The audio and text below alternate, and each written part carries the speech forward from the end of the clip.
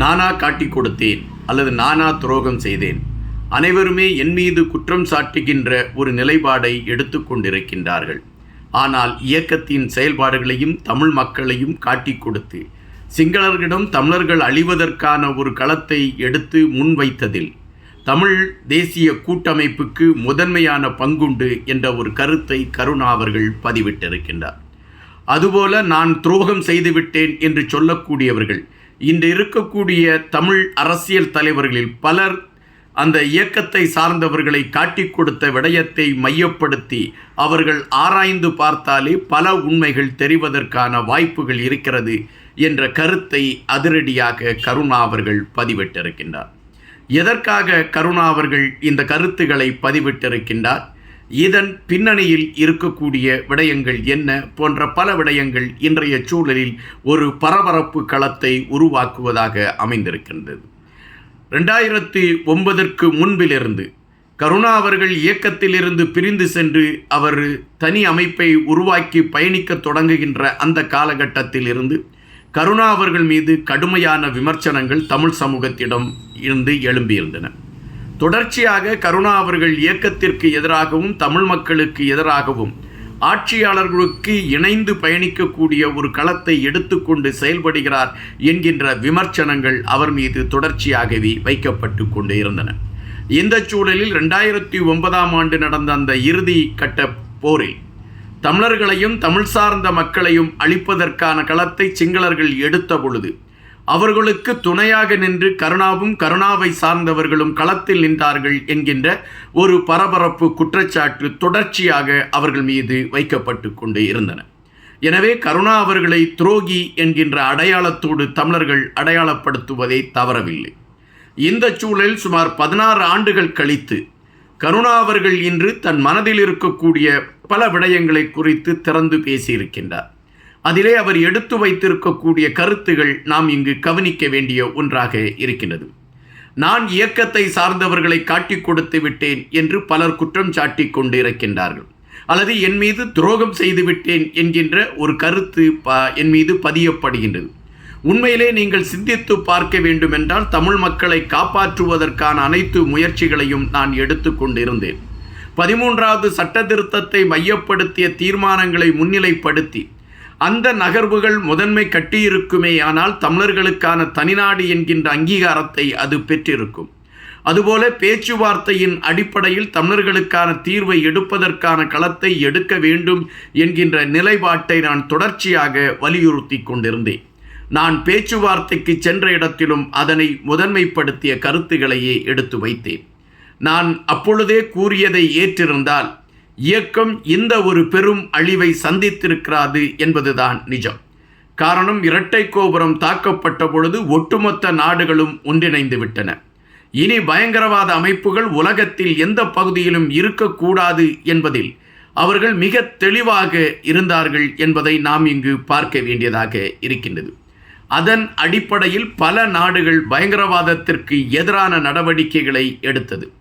அதே வேளையில் இந்தியாவில் நடந்த ஒரு மரணத்திற்கு இயக்கத்தை சார்ந்தவர்கள் அதில் தொடர்பிருக்கிறது என்கின்ற விடயம் சொல்லப்பட்ட அந்த நேரத்திலே இயக்கத்தின் மீது பயங்கரவாதம் என்கின்ற ஒரு அடையாளம் முத்திரை போடப்பட்டது. எனவே இயக்கத்தை சார்ந்தவர்கள் செயல்படுவதற்கான களங்கள் ஒட்டுமொத்தமாக அடைந்து போகக்கூடிய ஒரு நிலைமை ஏற்பட்டது.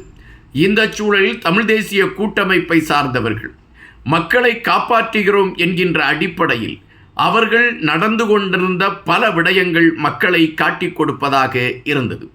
அவர்களுடைய செயல்பாடுகள், நான் குறிப்பிட்டு பலருடைய பெயர்களை குறிப்பிடுகின்றேன், இவர்களெல்லாம் அதிலே தவறிழைத்தவர்களாக இருந்தார்கள்.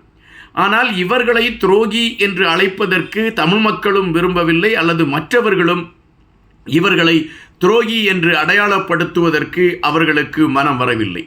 ஆனால் என்னை துரோகி என்று அடையாளப்படுத்துகின்றார்கள்.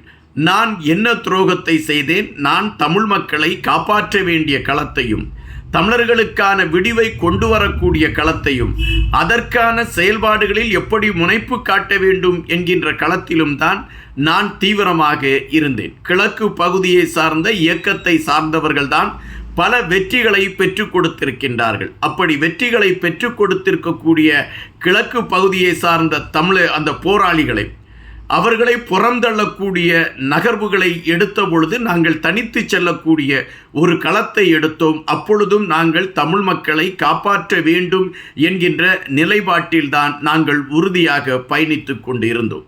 ஆனால் எங்கள் மீது பழியை சொல்லிவிட்டு இப்பொழுது பலர் நல்லவர்களாக மாறிவிட்டார்கள் என்கின்ற ஒரு வருத்தம் என் மனதுக்குள் இருக்கிறது. எனவேதான் நான் உண்மைகளை போட்டு உடைக்க வேண்டும் என்கின்ற களத்திலே நான் இங்கு உண்மைகளை எடுத்து வைத்திருக்கிறேன் என்று கருணா அவர்கள் குறிப்பிட்டிருக்கின்றார். கருணா அவர்களுடைய இந்த பேச்சு உண்மையிலே ஒரு பரபரப்பான செய்தியாக மாறிக்கொண்டிருக்கிறது என்பது ஒருபுறம் சொல்லப்படுகின்ற அதே வேளையில் கருணா அவர்கள் மீது கடுமையான விமர்சனங்கள் மறுபுறம் எழும்பத் தொடங்கி இருக்கிறது என்பதை நாம் இங்கு பதிவு செய்ய வேண்டியதாக இருக்கின்றது. அந்த இறுதிக்கட்ட போர் நடைபெற்ற நேரத்தில் இராணுவத்திற்கு இணையாக கருணா அவர்களுடைய அணியை சார்ந்தவர்களும் கையில் துப்பாக்கியோடு தமிழர்களை அழித்தார்கள் என்கின்ற ஒரு குற்றச்சாட்டும் விமர்சனமும் கருணா அவர்கள் மீது இப்பொழுதும் மக்கள் எடுத்து வைத்து கொண்டு இருக்கின்றார்கள்.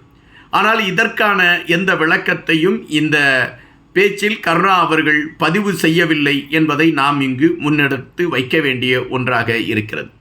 கருணா அவர்களுக்கு மிக நெருக்கமாக இருக்கக்கூடிய ஒருவரை புலனாய்வுத்துறையை சார்ந்த காவல்துறை கைது செய்து விட்டது. பிள்ளையான் அவர்கள் கொடுத்த வாக்கு மூலத்தின் அடிப்படையில் தான் அவர் கைது செய்யப்பட்டிருக்கின்றார். இன்னும் கருணா அவர்களை மையப்படுத்திய நகர்வுகளை காவல்துறை எடுக்கக்கூடிய பட்சத்தில் கருணா அவர்களுடைய பல உண்மை முகங்கள் வெளியே தெரிவதற்கான வாய்ப்புகள் இருக்கிறது. எனவே அதை திசை திருப்புவதற்காக கருணா அவர்கள் இப்பொழுது பலவிதமான கருத்துக்களை பதிவிடுவதற்கான நிகழ்வுகளை எடுத்துக்கொண்டு பயணிக்கிறார் என்கின்ற ஒரு குற்றச்சாட்டும் இப்பொழுது கருணா அவர்கள் மீது வைக்கப்படுகின்றன. ஒட்டுமொத்தமாக தமிழ் இனத்தை பொறுத்தமட்டில் கருணா அவர்கள் என்கின்ற பொழுதே அவர் தமிழ் இனத்திற்கு துரோகம் செய்தார் என்கின்ற அடையாளம் எல்லோராலும் எடுத்து வைக்கப்படுகின்றது. இது அன்றைய அந்த காலகட்டத்தில் களத்தில் நின்றவர்களாக இருந்தாலும் சரி, அதன் பின்பு வடக்கு கிழக்கு பகுதி தமிழகம் போன்ற பகுதிகளில் அதன் பின்பு பிறந்த குழந்தைகளானாலும் சரி, கருணா என்கின்ற பெயரை கேட்கின்ற பொழுதெல்லாம் அவர்களை பொறுத்தமட்டில் இவர் நம் இனத்திற்கு துரோகம் செய்து விட்டார் என்கின்ற ஒரு பதிவுதான் தொடர்ந்து கொண்டு இருக்கின்றன. ஆனால் இத்தனை வருடங்கள் கழித்து கருணா அவர்கள் நான் என்ன துரோகம் செய்தேன், நான் துரோகியா என்கின்ற ஒரு கேள்வியை எடுத்து வைத்திருக்கின்றார். இந்த கேள்விக்கான விடைகளையும் இதற்கான பதில்களையும் சொல்ல வேண்டியது தமிழ் சமூகம்தான். கருணா அவர்கள் அந்த இறுதிக்கட்ட போரில் அவரை சார்ந்தவர்கள் எடுத்த உண்மையான நகர்வுகள் என்ன? கருணா அவர்கள் தமிழ் சமூகத்தை அழிப்பதற்கான முடிவை எடுத்துக்கொண்டு செயல்பட்டு கொண்டிருந்த ஆட்சியாளர்களுக்கு உதவக்கூடிய களத்தை எடுத்தாரா போன்ற பல விடயங்களுக்கான கேள்விகளுக்கான விடைகளை அந்த களத்தில் நின்றவர்களால் தான் முன்னெடுத்து வைக்க முடியும் என்பதுதான் நிஜம்.